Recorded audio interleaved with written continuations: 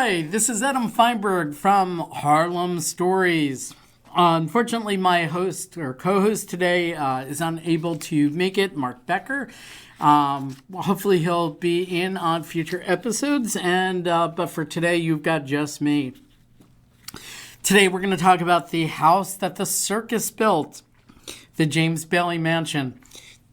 When I mention the circus, everyone thinks of P.T. Barnum or Ringling Brothers. And, a lot of times the name gets forgotten is that it's, or at least the last iteration was Ringling Brothers Barnum and Bailey Circus. And nobody really knows, or most people don't really know who, the Bailey is when I talk about the Barnum and Bailey Circus. And today we're going to be talking a little bit about James Bailey, the residence that he built in the what's now Sugar Hill Historic District of Hamilton Heights, and kind of the craziness that has surrounded the more recent sale, and how can we see more of it, of this house.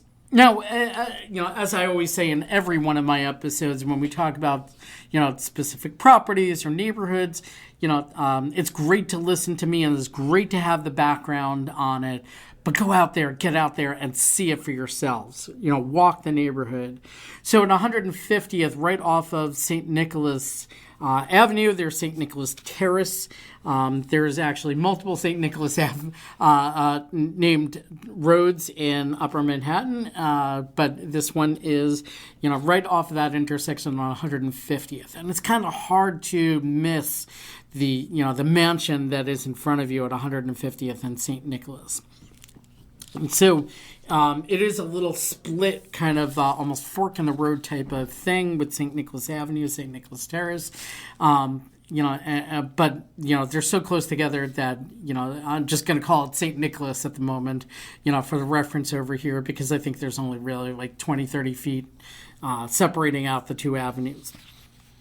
In any case, today we're going to talk about the house that James Bailey built and a little bit about the background here and why I find this house so fascinating. And there's so much to it, a rich history, including its last sale sold for 86% off the original asking price. That's right, 86% off of the original asking price, and we'll get a little bit more into that. And now it's time in the silver screen and the small screen, but certainly you can see the house more in TV now going forward.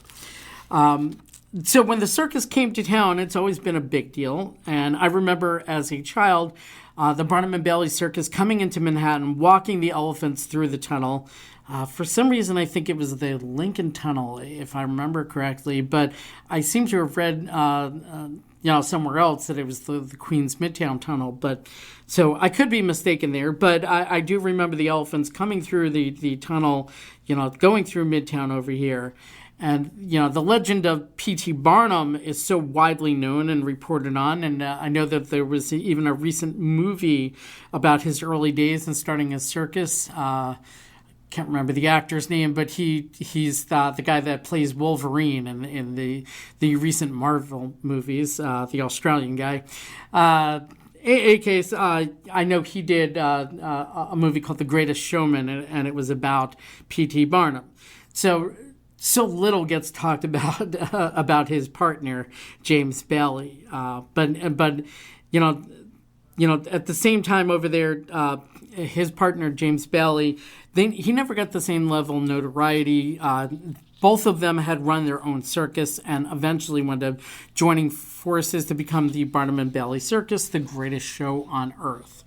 And today we're going to focus on James A. Bailey and the home that he built in Hamilton Heights.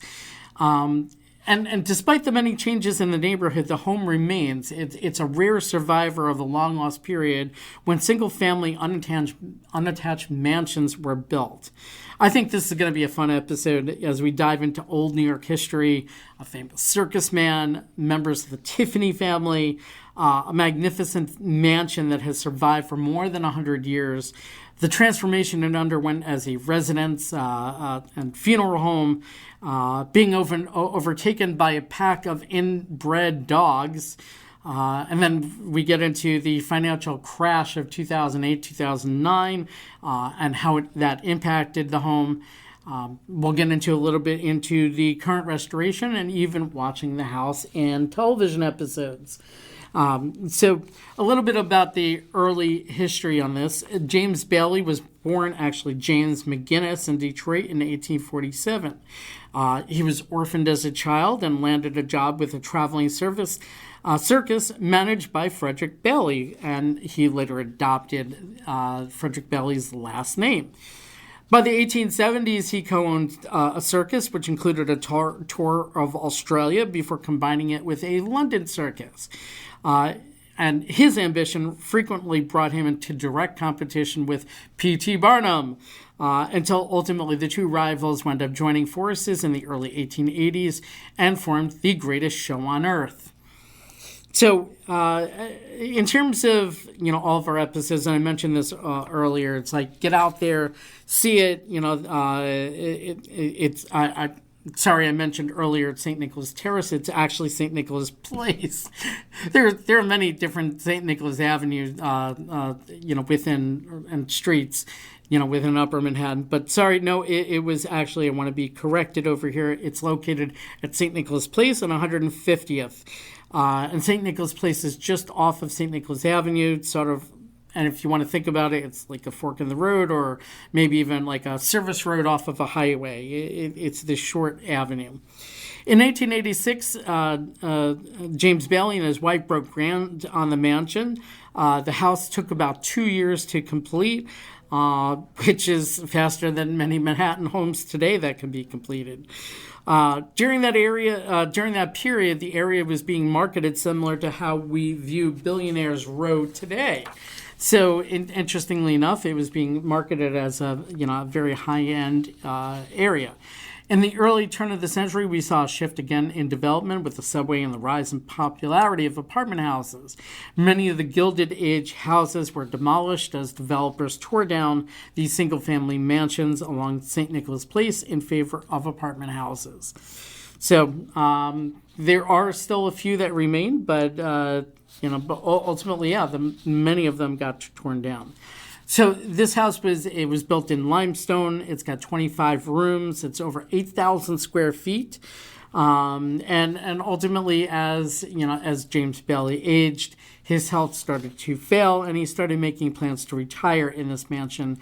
He ultimately wound up filling the 25 rooms with curios from his world travels.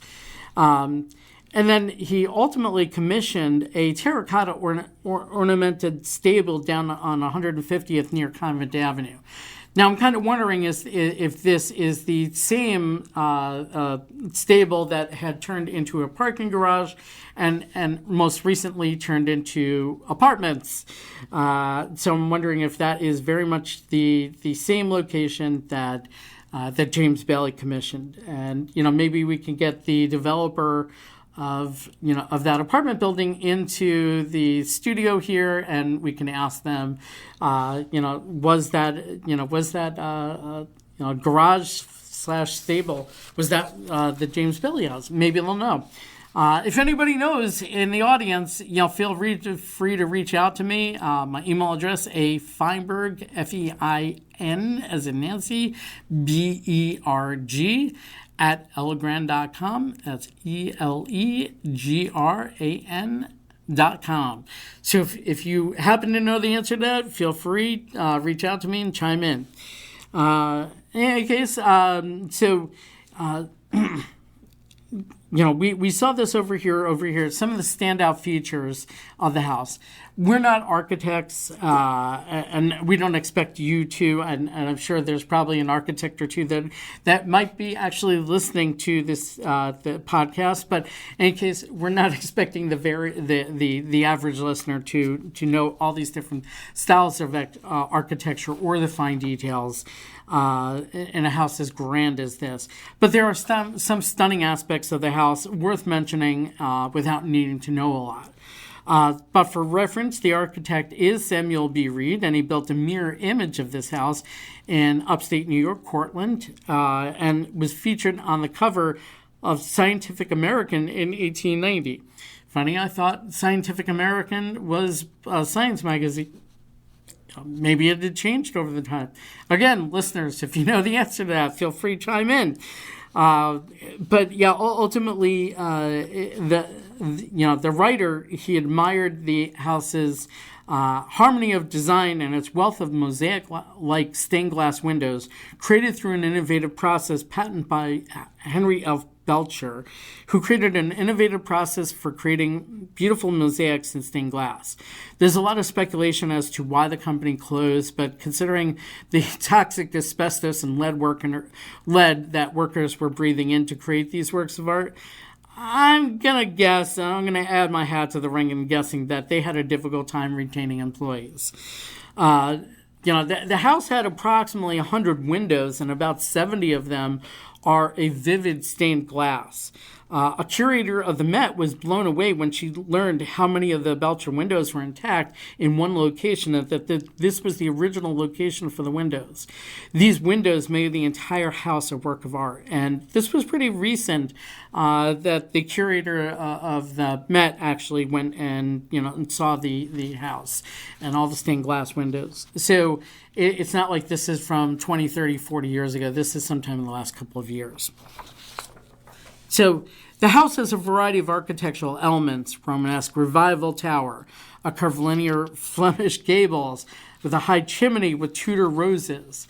So I don't expect you to know all this, but at the same time, you can imagine that the house is fairly ornate to combine all these different styles of architecture. One immediate noticeable feature of the house, it's a freestanding single-family house with land separating it from the next lot over. While this was common in 1886, but for a freestanding mansion to survive in Manhattan today, well, that's exceedingly rare. You can probably count on your fingers, how many mansions still exist like that in Manhattan that are not like museums or that still are residences, and that have not been carved up. But in terms of the features of the house, there's a heraldic carving of a medieval knight's helmet over the front door. The interior includes medieval-style design elements like carved maces in the stairway balusters. And if you're not sure what that is, it basically when you think of the railing for the staircase, it's at the very bottom or sometimes the top. And that's what that feature really is. So giving you a sense, the grand front staircase contained an ingle nook beneath it, ornamented with yet another mosaic stained glass designed by Henry F. Belcher. Personally, I had no idea what an ingle nook was before working on this story, but I've since learned that this is like a recess that adjoins a fireplace.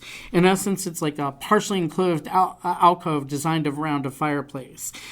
These were common design elements during the arts and crafts era, but began to disappear with the rise of central heating.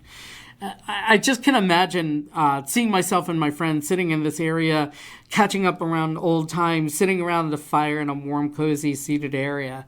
It just sounds so cozy and warm, and just imagine it's almost like the perfect wintertime activity of just hanging out with your friends, playing a board game or just, chatting about old times and times coming up.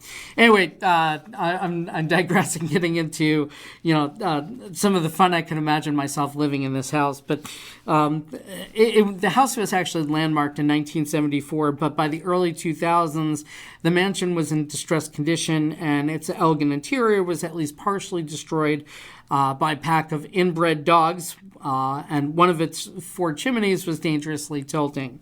Preservationists were worried that an unscrupulous investor would buy it and hire a lawyer and engineers to persuade the city that it needed to be demolished. Instead, the leak-plagued structure was saved in 2009 by a couple who fell in love with the home. They have been restoring it ever since, often by themselves or with the help of a family member. A lot handier than I am, but that's to say. They expected the full restoration of the house to take probably another 5 to 10 years. And even with cash infusions gained by renting out the house for television shows like Law and Order SVU and Boardwalk Empire, they're still working with operated limited funds, so it is going to take them a while to really fully restore it. But in the 1890s and during the first few years of the 1900s, apartment house developments were growing toward the neighborhood, and this led ultimately to James and his wife Ruth to move to a new home that they had built in Mount Vernon, New York, in Westchester, for those that you don't know it. And they ultimately wound up selling the house in 1904. James died 2 years later at the age of 58. I don't really have a whole lot of information from that period of 1904 to 1951 about the house. But, in essence, it's fair to say that, that there was a lot going on there. And, as a result, they needed to do they needed to invest tremendous amount of money into it, well into the millions. They were able to salvage joists from dumpster renovations all about town and, trying to save some money, here and there. They replaced more modern aluminum windows in the observatory with historically appropriate wooden windows, and something that was achieved by researching the window design from the 1890 sister house. So great that they had a model to work off of. They learned how to do a lot of the work themselves, building their own scaffolds, and with a cousin completing the restoration of the perimeter wall. The basement now has a wood shop where their cousin works with them to help replicate intricate profiles and mortise and tenon joinery of the mansion's original windows, many of which had been replaced with more modern but aluminum windows. The house is up for rental for TV and movie shoots, and anybody interested, if again I know of the company that is booking it for them, I can connect you with them if you need that. From an external point of view, the current owners have done an amazing job restoring this grand mansion. Now, one thing I definitely want to mention further on this is the house went up for sale in 2000, I think it was 2000, early 2008. And the original asking price was $10 million. Now, the house was in really poor condition to the point of when the current owners wound up, going and viewing for the final walkthrough of the house. They're down in the basement, and they were ultimately, the house was in such poor condition and so many issues over there. When the owners didn't recognize that while down there, they got infested with fleas. In fact, covering all of their legs with fleas. So, just to give you a sense of what kind of poor condition it was, some of the floorboards, had broken through, and, the dogs unfortunately had urinated throughout and really kind of, really did a number on the floors and the walls and things of that nature. And ultimately, the current owners have spent a fortune and a tremendous amount of time trying to restore it and eliminate the odors that were in the house. I've heard that some people that would walk through the house when it was up for sale walked out, just almost as fast as they walked in, gagging. It was in such poor shape. Now, all that combined with the financial crisis that wound up occurring in later 2008 and into 2009 will help explain the extreme swing on the price. Now, I know that there had been one or two price cuts, from that original $10 million. But ultimately, the current owners wound up buying it, and they had to beg, borrow, and plead from, friends and family to do this as an all-cash transaction. But they wound up buying it ultimately for $1.4 million off of an original ask of $10 million. 86% discount. You never hear of anything like that in Manhattan. But here you are. Obviously, in order to restore the house, whoever was going to buy it was going to need to put millions into it. So I know that there was so much more into like the fine details of bringing this house up to speed. And I know there's been some articles out there on the internet, including a relatively, I think it was this summer, June. Yeah, there was a New York Times article in June of this year, 2024. New York Times chronicling, I guess, some of the experiences that the new owners had gone through in transforming this house to something that they can actually live in. But yeah, there's so much more to this story, but I do want to keep these episodes relatively tight. But I at least wanted to kind of give you an introduction into it. There's a good blog I know out there. I think it's Daytonian. In Manhattan, I believe they did a story on the house as well. So for anybody interested in some of the the finer details of the walkthrough of the house, between that New York Times article and that blog site, you'll be able to find out a little bit more about the house and some of the fine details. But my goal here today was to kind of give you a sense that this house even existed and some of the cool aspects behind it. But I can say is for Law and Order, the episode where it was featured in there, I know that Judd Hirsch was in the episode, and I guess it was probably somewhat of a homecoming for him because he graduated from City College, which is only roughly around 10 blocks away from the house. So a little bit of a homecoming for him, but certainly interesting little side note about the house. But hopefully this has intrigued you more to go and take a look at it. 150th and St. Nicholas Place, and ultimately it is right off the almost the cliffside, separating off between Central Harlem and Hamilton Heights, and you can really see the reason why the neighborhoods are named at Central Harlem being in the valley and Hamilton Heights being at the top of the hill. And it can be seen just a half a block away from where the James Bailey Mansion is. Well, thank you for listening, and hopefully we've given you some great takeaways. Knowing about this cool house, take a look at it for yourself. You can see it. I know it was Law and Order SVU with an episode of Judd Hirsch, and if you want to go search for that online, you can actually see the house in there. I think it was also going to be used for the Blacklist as well. I know I saw signs shutting down the block right before the COVID shutdowns.